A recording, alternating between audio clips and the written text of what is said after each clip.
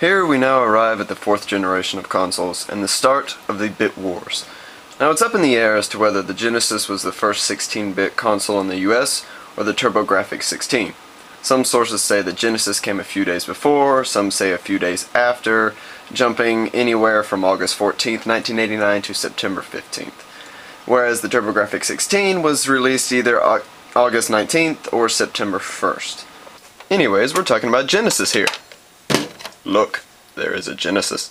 This is the Model 1, Sega's first 16-bit console. And I must say it is pretty cool looking in a late 80s sort of way, red and black, angular. All you have to do is plop it down beside your boombox, your graphic equalizer, and your floppy disks, and you have the epitome of 1989. Just look at that, 16-bit right on the top. Suck it, Nintendo. Genesis does what Nintendo don't was actually one of the official slogans, and compared to the 8-bit NES, it was a mighty competitor indeed. But what exactly are bits, and what does it matter? Now, I'm no programmer, but as I understand it, a bit is the length of a computer word. With 8 bits, you can have 8 spaces to put either a 1 or a 0. With 16 bits, you obviously have double that, and as such can count much higher, and thus more things going on in your program. Now, the Genesis was the first video game system I even played on. My neighbor had one, and the only game I can remember playing on it was Road Rash. And I used playing in a very loose way, as we usually would just blow up our bikes and make the rider dance around in the road to our infinite amusement. This particular one I found for $5 at a mom-and-pop thrift store. Came with 2 Master System controllers, which I really wish I had kept, considering I now have a Master System. And also, I had to buy an AV out cable, which uses this DIN connector here. It was a couple of bucks online, no big deal. The controllers that were released with it are not my favorites by any means. Here is one, except this is a Megafire, which basically just adds turbo functions to each of the buttons. But ignore that for time being. It would look just like this, except the start button would be right about there. But you have 3 buttons, and a very stiff D-pad that does not move all that much. Now, being limited to 3 buttons wasn't really a problem when the Genesis was launched. However, as games became more complex, and of course as the Super Nintendo was released with 4 face buttons and 2 shoulder buttons along with select and start, now you're starting to have some problems. Which is why Sega came out with the 6 button. Now some will argue that this is the greatest vintage controller out there. In my opinion, the Sega Saturn is a little bit better because it adds shoulder buttons. But this one is still a mighty fine controller indeed. You have 6 buttons here, all are very nice and clicky, and a D-pad that actually has a decent range of movement, and you can roll it back and forth pretty easy if you want to do Street Fighter moves. There's also a mode button on the top. What this does is if you hold it and turn the Genesis on, it goes into 3-button mode so older games do not get confused. However, I've never had to use that.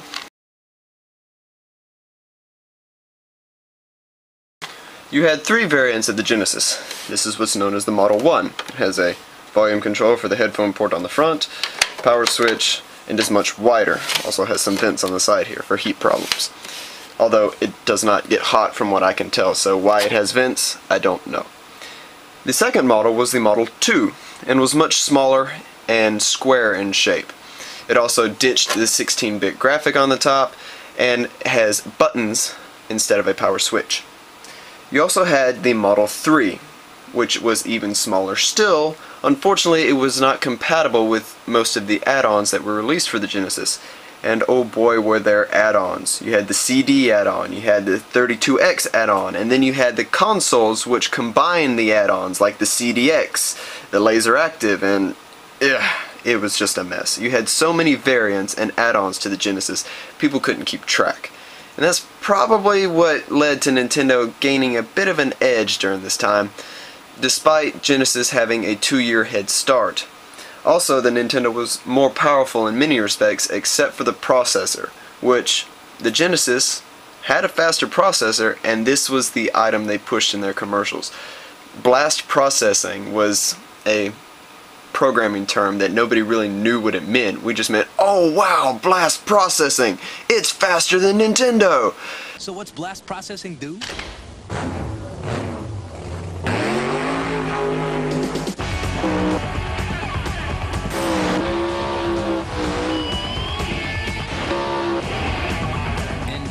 if you don't have blast processing?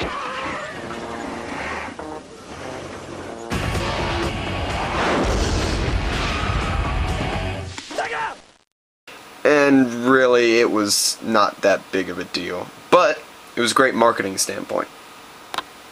Now, cluster of add-ons aside, the Genesis was a solid platform by itself, and had a fantastic library of games. The game that came packed in with the Model 1 Genesis was Altered Beast, which was pretty close to the arcade game as far as home consoles go, and really showed off what the Genesis could do, including digitized speech and a whole bunch of sprites going on at one time, especially on the second level boss here where you have all these eyeballs that pop off and come attack you. But they soon changed that pack-in game to Sonic the Hedgehog, which, as we all know, started its own series of games and became Sega's mascot from there on out. And it was quickly followed up by Sonic 2, which this one is a demo copy, so it's not for resale. Nothing appears the same to me, so I'm not entirely sure what the difference is. But these are quite good games indeed. And you had Sonic 3, and then of course Sonic and Knuckles, which is interesting that you can take the original Sonic 2 game, click it on the top of here, and now it lets you play as Knuckles in Sonic 2, which is the first sort of add-on or expansion pack, I guess is what we could call it, in video games that I remember. Or you can play Sonic and Knuckles by itself by simply flipping that shut and plugging it straight in. Also, the Jurassic Park games were fairly good for this. You have the original, and then of course Jurassic Park Rampage Edition, which adds some more levels. My favorite part is you actually get to play as the Velociraptor, as you can see right there. That's quite good fun. The Disney games at the time featured amazing animations. Here's The Lion King. Although ridiculously hard, it looked astoundingly close to the movie as far as Genesis goes, and is quite good fun as well, if you can get over the difficulty factor. You also had games like F-22 Interceptor, which looks different. This is actually relevant. Electronic Arts games all had this yellow piece on the side and were slightly taller than your standard Genesis games. They wanted to be different. But this game actually features some 3D graphics, which for the Genesis was impressive, although looking back is rather jerky and not quite so fun. Now, you should be able to find a Genesis fairly easy and fairly cheap. They were very popular, and as such there's a bunch of them out there. If you're looking to get into retro gaming on the cheap, you'd be hard pressed to beat the Genesis. Though, it's been my experience that the power switch on the Model 1 can be a little finicky, as if you move it gently over, which would make sense, it sometimes doesn't turn on. You have to give it a hard flick over like that, which seems like it would be tearing it up, but is the only way to get it to turn on at this point. And the buttons on the Model 2, I've also noticed, can be a little finicky. So just make sure you can plug it in before you actually buy one.